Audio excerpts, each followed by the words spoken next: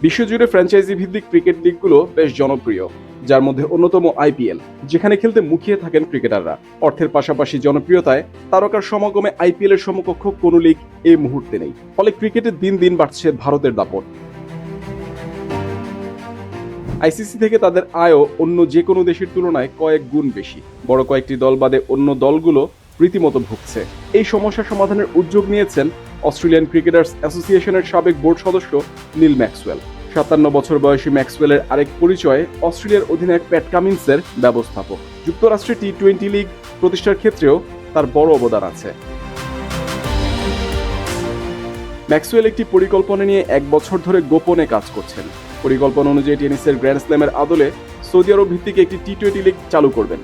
এতে $500 কোটি বিনিয়োগ করবে সৌদি আরবের রাষ্ট্রায়ত্ত ক্রীড়া বিনিয়োগকারী সংস্থা এসআরজি স্পোর্টস ইনভেস্টমেন্টস।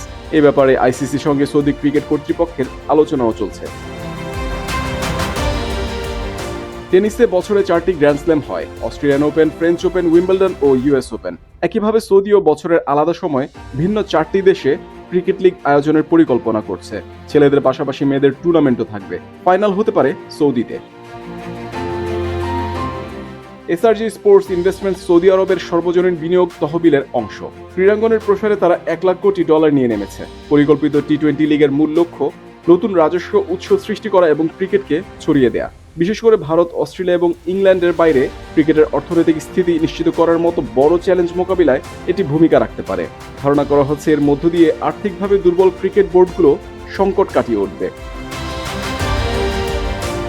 এই লিগ কবে শুরু হবে তা এখনো জানা যায়নি, তবে এটিকে আলোর মুখ দেখাতে চাইলেই নিশ্চিতভাবেই কিছু বাধার সম্মুখীন হতে হবে, কারণ এর জন্য আইসিসি ও ক্রিকেট অস্ট্রেলিয়ার সবুজ সংকেতের প্রয়োজন। ভারতীয় খেলোয়াড়দের অনাপত্তি পত্র দেওয়ার জন্য বিসিসিআইকেও রাজি করাতে হবে। শেষ পর্যন্ত চূড়ান্ত সিদ্ধান্তের জন্য আইসিসির চেয়ারম্যান জয় শাহর উপর নির্ভর করতে হবে।